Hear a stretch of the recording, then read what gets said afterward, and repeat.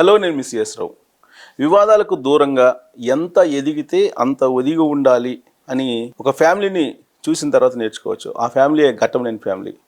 ఆ ఫ్యామిలీకి సంబంధించినటువంటి ఆశేష్ రావు గారు మనతో ఉన్నారు. ఇంటరాక్ట్ అయ్యేటువంటి ప్రయత్నం చేద్దాం. నమస్తే సార్. నమస్తే రావు గారు. నమస్తే. మిమ్మల్ని చూస్తుంటే నిజంగా ఒక రకంగా గర్వపడాలి, ఇంకో రకంగా జెలసీ కూడా వస్తుంది సార్. ఎందుకనంటే జనరల్గా ప్రతి కుటుంబంలో వివాదాలు ఇలా ఉంటాయి. మీరు ఎప్పుడు నాకు తెలిసినంత వరకు వివాదాలకి దూరంగా ఉన్నట్టున్నారు. ఎట్లా సాధ్యం అవుతుంది? అంటే కుటుంబ పరంగా ఒక చిన్నప్పటి నుంచి పెరిగిన వాతావరణం, లేకపోతే అందరూ మెడ్రాస్లో నుంచి కలిసిమెలిసి ఉండటం, మా అన్నదమ్ముల మధ్యలో కానీ మా కుటుంబ సభ్యుల మధ్యలో కానీ ఎప్పుడైనా అందరూ సామరస్యంగా ఉండటం, ఒకడు ఎక్స్చేంజ్ చేసుకోవడం, అలా అలవాటైంది నాకు చిన్నప్పుడు. ఇప్పుడు ఉమ్మడి ఫ్యామిలీస్ అనేది అసలు సాధ్యం కానిటువంటి రోజులు ఇవి. కానీ ఇప్పటికి కూడా మీరు మొత్తం కలిసే ఉన్నారు కదా? వ్యాపారం అంతా కలిసే ఉంది. ఎవరి వ్యాపారాలు చేసుకున్నా పద్మాలయ వరకు అందరం కలిసే ఉంది. సో ఆ కిటికీ ఏంటి అసలు? చిన్నప్పటి నుంచి వచ్చిన అలవాట, లేదంటే ఏమన్నా కొంచెం కాంప్రమైజ్ ధోరణి ఉండాలంటారా? అమ్మ నాన్న నేర్పింది, అన్నయ్య నాకు ఇచ్చిన స్వాతంత్రం. కానీ సో రామలక్ష్మణ్ అంటుంటారు మిమ్మల్ని ఇద్దరిని, అంతేనా? పాపం ఆయన సరే కాలం కాబట్టి ఎవరికైనా అది తప్పదు అనుకోండి. సో ఆయన చనిపోయినప్పుడు ఎలా మీరు అంటే ఇదంతా ఎలా చేద్దాం ఏంటి అనే ఆలోచన వచ్చిందా? ఆయన ఇచ్చిన నెంబర్ మొట్టమొదటి నుంచి నాకు లిబర్టీ ఇచ్చారు అని ఎప్పుడు నేను చెప్పినా ఏది కాదని ఎవరు కాదు. బట్ ఫైనల్ డెసిషన్ అయింది ఏ ఇష్యూలో అయినా. అది సినిమాలు కానీ, లేకపోతే వ్యాపారం కానీ, లేకపోతే ఇన్వెస్ట్మెంట్ కానీ, లేకపోతే పిల్లల చదువులు కానీ, పెళ్ళిళ్ళు కానీ, అన్నిట్లోనూ నా సలహాలు ఉంటాయి. బట్ ఫైనల్ డెసిషన్ అయింది. మీరు ముగ్గురులో చిన్న కదా? చిన్న, లాస్ట్. సో మీరు ఎప్పుడైనా డెసిషన్ చెప్పినప్పుడు ఆయన కాదన్న సందర్భాలు ఉన్నాయా? ఎప్పుడూ లేవు. ఎప్పుడన్నా ఒకటి రెండు సందర్భాలు ఉంటాయి, కానీ ఎప్పుడు విభేదించింది లేదు. అసలు మాట్లాడుకుంది కానీ కొంచెం కోపంగా మీ ఇద్దరు? కోపాలు లేవు. ఎప్పుడన్నా సజెస్ట్ చేస్తుంటాం. 90% అన్నీ ఓకే ఉంటాయి. ఫైనల్గా ఎప్పుడన్నా ఆయన ఎట్లా కదరా ఎట్లా చేయండి అది కూల్గా ఉంటారు మీరు, ఆయన కూల్గా ఉంటారు. ఏంటి అసలు? కూల్గా అంటే అది మనస్తత్వం అని, అంతేగాని భావం గట్టిగానే ఉంటుంది. వాయిస్ గట్టిగా లేకపోయినా ఏదైనా ఒక సిద్ధాంతాన్ని నమ్మితే దానికి కట్టుబడే ఉంటాయి. సో మీరు సినిమా ఫీల్డ్, ఇంకొక వైపు పొలిటికల్, రెండు ప్యారలల్గా ఉన్నాయి కదా, ఫ్యామిలీ రన్ చేస్తుంది కదా? బేసిక్గా సినిమాలో ఒక స్థాయికి వచ్చి ఒక 100 సినిమాలు తీసినాక రాజకీయం. అది మొన్న ఫస్ట్ కాకతాళీయంగా అయింది రాజకీయం. మాకు ఇంటెన్షనల్ కాదు. ఇందిరాగాంధీ చనిపోయినప్పుడు రాజీవ్ గాంధీని పలకరించడానికి అన్నయ్య ఢిల్లీ వెళ్ళాం. అప్పట్లో ఆయన్ని కలిసినప్పుడు స్పాంటేనియస్ అన్నారు, why don't you join with me అని. రాజీవ్ గాంధీ అక్కడ జాయిన్ అయ్యే పార్టీ. సో ఫస్ట్ నుంచి కాంగ్రెస్ పార్టీతో ఉన్నట్టున్నారు కదా ఎక్కువ కాలం? ఎక్కువగా మా మదర్ ఫాదర్ కూడా కాంగ్రెస్, ఫస్ట్ నుంచి కాంగ్రెస్ ఫ్యామిలీ. పొలిటికల్ నేపథ్యం అప్పటి నుంచే ఉంది. మీ ఫాదర్ మదర్ అప్పటి నుంచే? మదరు అంటే కంటెస్ట్ ఏం చేయలేదు కానీ, but Congress family, Congress mind, Congress. మీ అన్నయ్య రాజకీయాల్లోకి వచ్చింది 84లో ఇందిరాగాంధీ మరణానంతరం. ఢిల్లీ వెళ్ళినప్పుడు స్పాంటేనియస్గా అక్కడికి జాయిన్ అయ్యారు. సో అప్పటికి ఆల్రెడీ ఎన్టీ రామారావు గారు పార్టీ పెట్టున్నారు కదా ఇక్కడ, 82లో పెట్టున్నారు. అప్పుడు ఆహ్వానం రాలేదా ఎన్టీ రామారావు గారి దగ్గర నుంచి, కృష్ణ గారికి కానీ మీకు కానీ?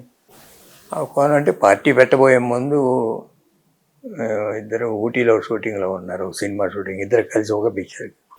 ఆ రోజునే ఆయన అన్నయ్యతోటి నేను రాజకీయాలకు వెళ్తున్నాను కదా, పార్టీ పెడుతున్నాను, నేను ఎవరిని అడగను, మిమ్మల్ని నాగేశ్వరరావుని అడుగుతాను, జాయిన్ అవ్వమని అడిగారు. ఆయన ఇప్పుడే నేను నిలదొక్కుంటున్నాను రాజకీయాలు, ఇప్పుడు ఎందుకన్నగారు, మా సపోర్ట్ ఎప్పుడు మీకు ఉంటుంది చెప్పడం.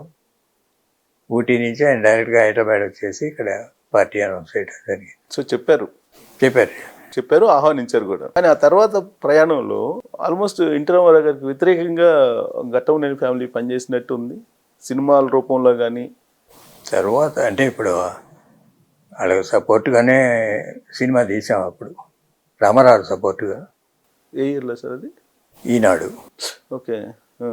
82లో ఆయన అడిగినప్పుడు పొలిటికల్ సినిమా తీద్దాం అనుకున్నప్పుడు ఈనాడు యాంటీ కాంగ్రెస్ సినిమాది మీరు చూసారు లేదు, అవును చూశాను. కృష్ణ గారు రైతు క్యారెక్టర్. ఉద్యమ నాయకుడుగా. అదే ఆ మార్కెట్లోకి కూరగాయలు వేసుకొని పోయి డైలాగులు అదే కదా? అది ప్రజారాజ్యం, ఓకే ఓకే. గిట్టుబాటు ధరలకి అనేది. ఇప్పుడు ఇది పొలిటికల్ సినిమా. నాదెళ్ల భాస్కర్ గారి ఎపిసోడు అది జరగకముందు అలాంటి ఎపిసోడ్ జరిగితే జనం ఎలా నిలదీయాలి, ఎలా దింపాలి అనే సీన్లన్నీ ఉంటాయి దాంట్లో. ఓకే. నేడే ఈనాడే మేడే అని మీరు ఒకసారి చూడండి ఆ సినిమా. చూశాను, బట్ అది నాకు చూసాను, సినిమా అయితే చూశాను. ఈనాడు ఇక యాంటీ అంటే సినిమా అంటే యాంటీ ఎస్టాబ్లిష్మెంట్. ఎప్పుడైనా సినిమా జనంలోకి రీచ్ అవ్వాలంటే అధికారంలో ఎవరుంటే వాళ్ళు చేసే తప్పుల్ని జనానికి ఎండగట్టడమే పొలిటికల్ సినిమా. ఇది అధికారంలో ఉన్న వాళ్ళ మీద తప్పులు. ఏ అధికార పార్టీ అయినా మంచి ఉంటుంది, చెడు ఉంటుంది. ఈ చెడు లేకుండా 100% మంచి ఉండేది ఏ పార్టీ రాజకీయాలు ఉండవు. దేనికి ఉండే లోటుపాట్లు అనుకుంటే, దేనికి ఉండే మంచి అనుకుంటే. సినిమా అనేది ఎప్పుడైనా యాంటీ ఎస్టాబ్లిష్మెంట్. దాంట్లో ఉన్న తప్పుల్ని నిలదీయటం. ఇది కాంగ్రెస్ పార్టీలో ప్రధానికి ఢిల్లీ వెళ్ళటం అప్పటికే ఉంది, ఇప్పటికే ఉంది, అదేం మారదు. రీజనల్ ఇక్కడ ఉండే ముఖ్యమంత్రులు ఎవరైనా ఢిల్లీ వెళ్ళాల్సిందే కదా. కాంగ్రెస్ పార్టీ బీజేపీ అయినా అంతే కదా. ముఖ్యమంత్రులు ఢిల్లీ వెళ్ళాల్సిందే, వాళ్ళ ఆదేశాలు తీసుకోవాల్సిందే, చేయాల్సిందే. సో ఇప్పుడు మీరు ఆ తర్వాత కాంగ్రెస్లో చేరిన తర్వాత ఆల్మోస్ట్ ఎన్టీఆర్ గారితో పొలిటికల్గా రైవాలిటీ లాగా ఒక మూమెంట్లో వచ్చింది కదా? వచ్చింది. మరి కాంగ్రెస్ పార్టీ తరఫున పనిచేసేటప్పుడు కాంగ్రెస్ పార్టీ క్యాన్వాస్కి వెళ్ళారు, కాంగ్రెస్ పార్టీకి సపోర్ట్ చేశారు. సపోర్ట్ చేసేటప్పుడు అది ఇప్పుడున్న అధికార పార్టీ తెలుగుదేశంలో లోటుపాట్లు ఏమంటే ఎక్స్పోజ్ చేయాలి. అట్లాంటి సినిమాలు తీసాం. అదే సీక్వెన్స్గా తీసినట్టున్నారు కదా చాలా సినిమాలు. 4-5 తీసాం. అప్పుడు ఎన్టీ రామారావు గారు ఫోన్ చేయలేదా? ఎన్టీ రామారావు ఫోన్ అంటే ఫోన్ ఏం లేదు. మామూలుగా ఎప్పుడన్నా విభేదాలు ఉన్నా కలుస్తూనే ఉంటాం. అదేమి ఏదో ఇష్యూ బేస్డ్ విభేదం తప్ప, ఏదో సినిమాల్లో ఉండగా కూడా మేము వాళ్ళు సీతారామరాజు తీసినప్పుడు కొంచెం విభేదాలు వచ్చినాయి. లేకపోతే ఆంధ్ర ఎస్ఎస్ వచ్చినప్పుడు కృష్ణ గారు సపోర్ట్ చేశారు ఆంధ్ర ఎస్ఎస్కి. అప్పుడు కొంచెం ఆయన మనస్తాపం చెందారు. ఓ ఇప్పుడు 72లో. ఓకే. అభిప్రాయ భేదాలు, విభేదాలు కాదు, అభిప్రాయ భేదాలు అంతేనా? అంతే. సీతారామరాజు అప్పుడు అంతే, అల్లు సీతారామరాజు తీసేటప్పుడు, ఏదో కర్ణ కురుక్షేత్రం తీసేటప్పుడు అట్లా మళ్ళీ కలుస్తూనే ఉంటాం, తీస్తూనే ఉంటాం, సినిమాలు చేస్తూనే ఉంటాం. అంటే మాకు సినిమా ఇండస్ట్రీలో ఈ పద్మాలయ సంస్థను స్థాపించడానికి స్ఫూర్తే రామారావు. ఆయన ఎన్ఏటి సంస్థ ద్వారా ఎట్లా పైకి ఎదిగారు. మీరు ఆయన ఎన్ఏటీలో బిగినింగ్ పిక్చర్ చూస్తే 1-2 ఎక్స్పెరిమెంటల్ సినిమాలు చేశారు. పిచ్చి పుల్లయ్య, తోడు దొంగలని.